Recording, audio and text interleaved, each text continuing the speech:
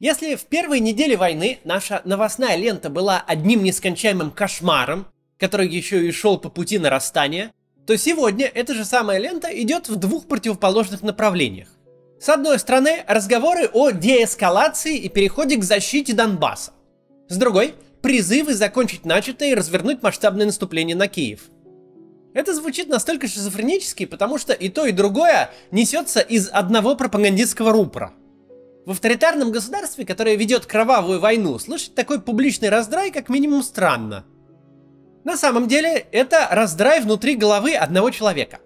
Если мы посмотрим на ситуацию глазами Владимира Путина, то хорошего выхода из того, куда он нас всех завел, мы не увидим.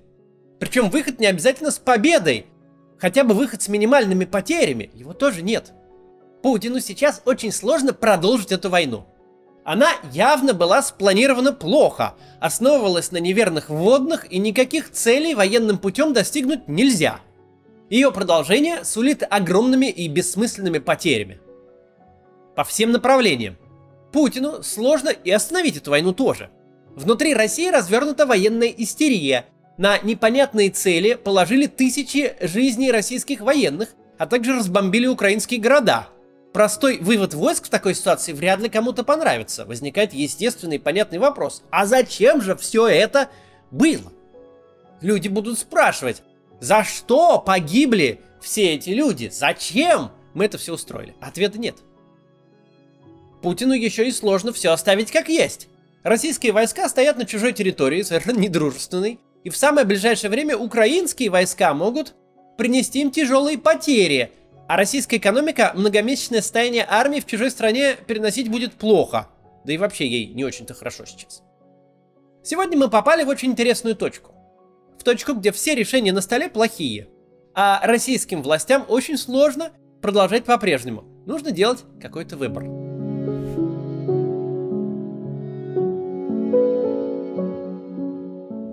Что, собственно, происходит? Давайте разберемся, как мы оказались в этой ситуации.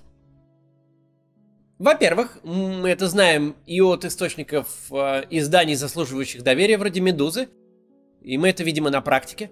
Не только сам Владимир Путин, но и весь аппарат российского государства был совершенно убежден, что Украина не окажет военного сопротивления. Это читается, конечно, как хроники сумасшедшего дома. Но администрация президента реально была озабочена вопросом организации новой власти в Киеве.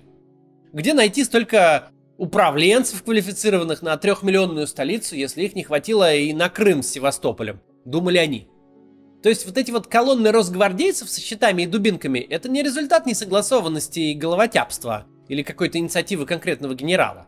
Это реально часть стратегии, в которой проблем, помимо разгона мирных демонстраций, в Украине не возникнет. Хорошо, хоть автобус с чиновниками вперед танков не отправили. Это очень важный момент, потому что он отвечает нам на вопрос, является ли все произошедшее результатом личного безумия Путина. Потому что если глава ядерной державы действительно сошел с ума, то это очень опасно для всего мира. И, видимо, нет, если можно так выразиться в данной ситуации, похоже, что не сошел. Он действовал рационально, но рационально в той реальности, которая жила даже не только в его собственной голове, но была фактом жизни для всего окружения, для всего высшего аппарата управления. Вот эта реальность, та, где думать нужно об управлении Киевом и искать туда десант чиновников, реальность, к которой готовились, на которую строили планы, она закончилась. Закончилась в первый же день.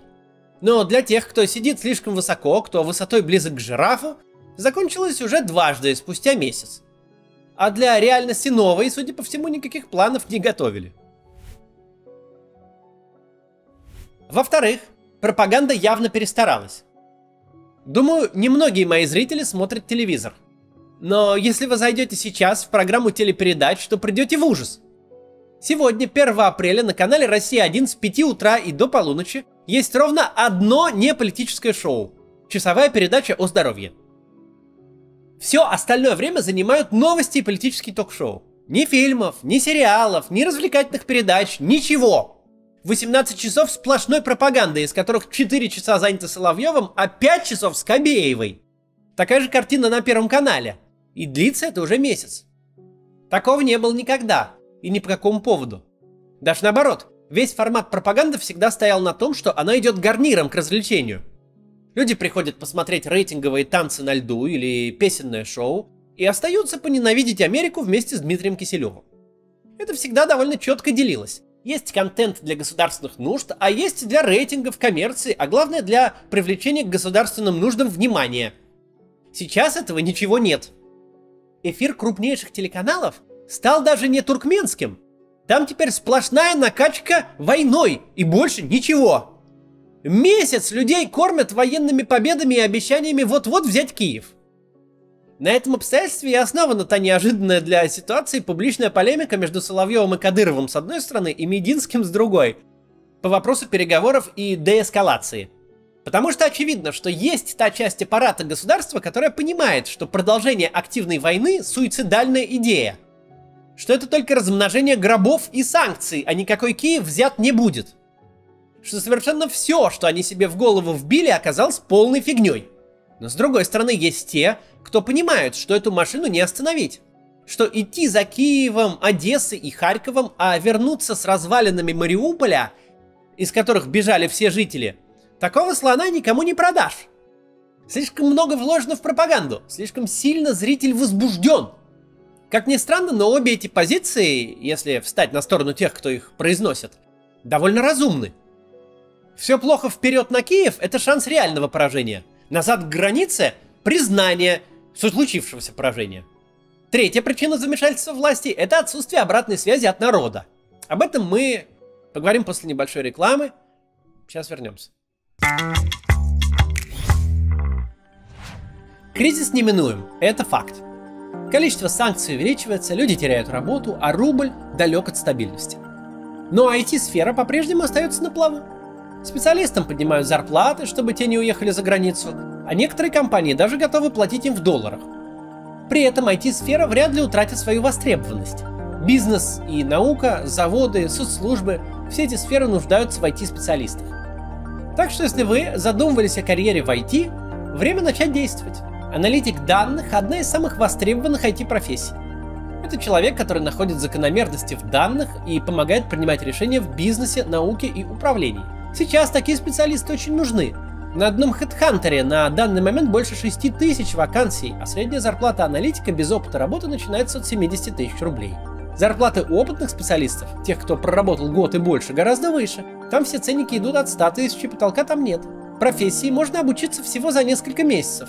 Никакого специального бэкграунда вам не понадобится. В связи с этим хочу обратить ваше внимание на курс «Аналитик данных» от SkyPro. Это онлайн-университет от Skyeng. Преподаватели курса – эксперты в области аналитики. Они понятно и подробно расскажут все, что нужно знать джуниор-аналитикам, а наставники по трудоустройству помогут составить резюме и подготовят к собеседованию. После окончания курса у вас будет 5 проектов в портфолио и диплом о профессиональной переподготовке. Учиться новой профессии можно везде с помощью мобильного приложения. А если вас что-то не устроит, SkyPro дает гарантию полного возврата денег в течение 2 недель после начала обучения. По промокоду КАЦ вы получите скидку 10% на все курсы от онлайн-университета SkyPro. Ссылку оставлю в описании. Переходите по ней, подавайте заявку и меняйте профессию.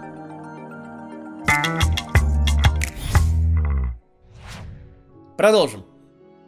У власти нет никакой уверенности в общественном мнении. Тут тоже очень интересный момент. Российская власть 20 лет обрезала механизмы обратной связи. В первую очередь выборы и независимые СМИ. Когда с ними было покончено, религиозный культ обрели социологические опросы. Когда и их принесли в жертву пропаганде, когда демонстрировать нужные цифры оказалось важнее, чем их замерять, чем понимать реальность, родился уже культ закрытых опросов или опросов ФСО. Сейчас, как мы опять же понимаем из источников, заслуживающих доверия СМИ, до власти дошло, что любая их социология – это телевизор наоборот. Что это просто экзамен на знание вечерних ток-шоу. Что у респондента можно спросить: вы вчера Соловьева смотрели? И если ответ положительный, то по всем остальным пунктам тоже все понятно. А в нынешней ситуации, в ситуации, когда нужно делать выбор, такая модель плохо работает. Нужно понять, что народу больше понравится, ну или в данном случае меньше не понравится. Ты хочешь взглянуть в лобовое стекло и понять, направо или налево, Переговоры и деэскалация или новый поход на столицу? Но вместо стекла у тебя зеркало. Понять, что в точности думают люди в тот момент, когда нет ни выборов, ни соцопросов, ни свободных СМИ, очень трудно. Но косвенный тому путь есть. Ориентироваться надо не на то, что люди говорят в опросах, и даже не на то, что они пишут в соцсетях. Лучшим ориентиром будут их действия. Из истории мы хорошо знаем, как выглядит военная истерия в обществе. Когда император выходит на балкон Зимнего дворца, и вся Дворцовая площадь, заполненная воодушевленными людьми, а не согнанными по разнарядке бюджетниками, в едином порыве поет «Боже, царя храни». Как люди выстраиваются в очереди на призывные пункты, как молодежь подделывает документы, чтобы пройти по возрасту и попасть в армию, как разъяренные толпы громят посольство страны противника, как вспыхивают этнические погромы против ее представителей. Все начало 20 века про это. Что русско-японская, что Первая мировая войны в начале своем вызывали большой прилив народного энтузиазма, выраженного в реальных действиях. Энтузиазм со временем иссякал, оборачивался своей противоположностью и заканчивался оба раза революциями. Но тогда он реально был. Как ведут себя российские граждане сейчас? Какой механизм включается в их сознании?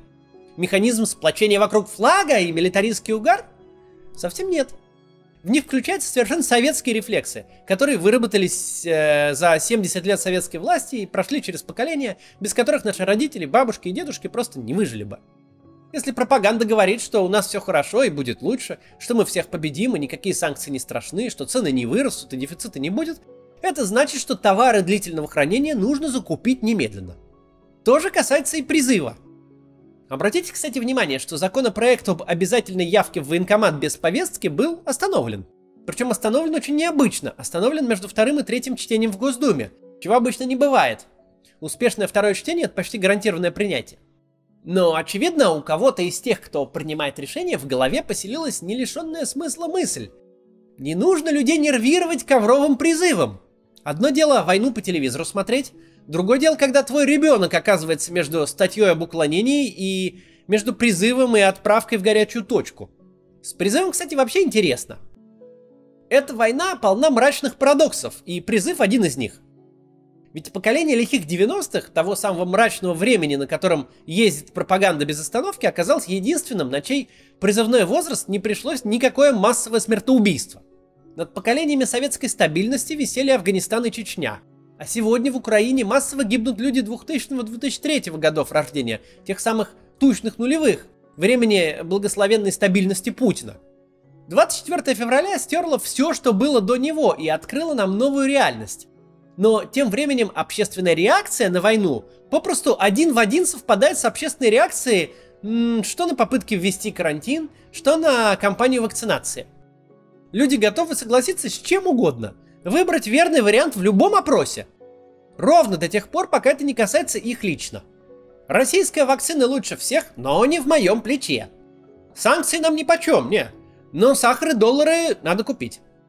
Киев взять обязательно нужно, но не моим сыном и не мной. Вместо милитаризации и всеобщего энтузиазма мы видим, что посттоталитарное атомизированное общество реагирует ровно так же, как и всегда. Так, как от него ожидалось. Ни в чем с государством не спорят, и ни слову его не верят. Украинское общество по понятным причинам несет те же пороки. Оно тоже слишком долго училось кивать на партсобрании и копить на американские джинсы. Слушать об удовлетворении возрастающих потребностей советских граждан и закупать спички впрок. Оно тоже за советские годы привыкло говорить одно, думать другое, делать третье по четвертой причине. Но есть очень важное отличие. Нынешняя украинская власть не наследует советской. У нее совсем другое происхождение. Это не тот случай, когда большой советский номенклатурный чин Борис Ельцин назначил себе преемника из советских же спецслужб. Владимир Зеленский – это молодой лидер, заставший советскую власть лишь подростком. Он не имеет никакой связи со старой номенклатурной властью, не тащит за собой советские приметы жизни, советский язык. Он избранный на конкурентных выборах лидер нового типа, на которого не транслируется то отношение к власти, которое свойственно постсоветскому человеку. Российское правительство все последние 20 лет знает одну стратегию борьбы с кризисом – пережидание. Так было в 2008, так было в 2014 и в 2020. Всякий раз правительство самоустранялось от решения проблем, ожидая, когда проблема решится самым естественным путем – временем. С рыночной экономикой это действительно срабатывает. Рыночная экономика не плановая, она основана на естественных стимулах и рано или поздно себя стабилизирует. Стабилизирует на более низком, на примитивном даже, может быть, уровне, с более низкими доходами и потреблением, но стабилизирует. Такова ее природа. Но прямой военный конфликт – это не экономический кризис. Это даже не коронавирус. Тут не выйдет поступить привычным образом, встать в позицию «пусть умрут кому положено, а выживших запишем себе в заслугу». О нем нельзя просто забыть и просто пойти за Киевом, Киев не взять, каждый день убивать массу украинских мирных жителей и своих солдат и офицеров, получать санкции, жертвовать экономикой и при этом всем делать вид, что совсем не планировали принести народу то, что явно планировали ему принести. Тут так не выйдет. Тут нужно принимать какое-то решение. А очень трудно его принимать, когда ты с одной стороны накачал людей пропагандой, а с другой успешно окуклил свой аппарат управления и не имеешь понятия о том, что реально люди думают, и какой вариант признания поражения они примут мягче. В попытках той же пропаганды выйти из этого цуцванга тоже появился занятный артефакт, которого раньше не было или почти не было. Это создание мифа на уровне официальных документов. Владимир Путин якобы подписал указ о том, что все недружественные европейские страны должны платить за российские энергоносители рублями. Что, видимо, должно было хорошо смотреться в эфире вечерних шоу. Никуда, дескать, не денутся, заплатят, значит, на наших условиях. Я причем видел даже некоторые реакции, то есть люди прям обсуждают: о, как Путин сделал европейцев, как ловко и все такое. Но из текста самого же нормативного акта, если его почитать, следует, что это буквально прям не так, ни за что они платить в рублях не будут.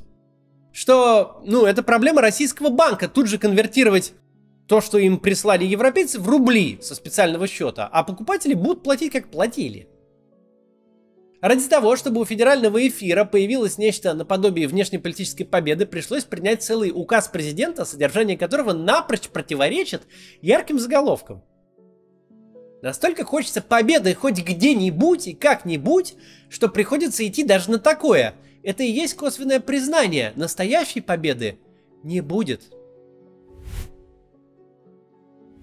Когда я вначале предложил посмотреть на ситуацию глазами Путина, то это вовсе не предложение его пожалеть. Он сам полностью во всем виноват. Владимир Путин с целью удержания власти пожизненно обрубил все входящие сигналы, посадил и выдавил оппонентов, фальсифицировал выборы и превратил все публичные институты от СМИ до индустрии соцопросов в пропаганду. Владимир Путин за годы убрал из своего окружения всех, кто мог бы проявить нелояльность, кто мог бы сказать ему: нет, это неправильно, это делать не надо, из этого ничего не получится. Так Владимир Путин лишился всей адекватной экспертизы. А адекватная экспертиза — это буквально та ситуация, в которой тебе могут сказать нет. Этим он поставил себя и страну в безвыходное положение. Владимир Путин будет принимать решения между ужасным и ужасным не потому, что так объективно сложились обстоятельства, а потому что 22 года жить в пузыре, который ты своими руками построил, прямой путь к катастрофе. Причем к катастрофе помимо всяких ментальных проблем. Если вас 20 лет все окружение будет убеждать, что вы умеете летать, то спрыгнуть из окна в такой ситуации не будет безумием. Это будет рациональное поведение в вымышленном мире. Вот и спрыгнули мы из окна. Летим теперь. До завтра.